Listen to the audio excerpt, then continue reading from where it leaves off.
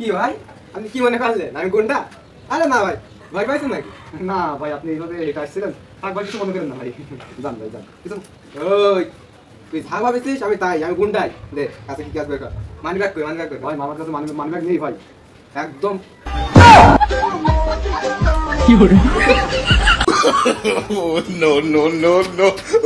কি রে তোর জাহানের মায়া দেয় নেই?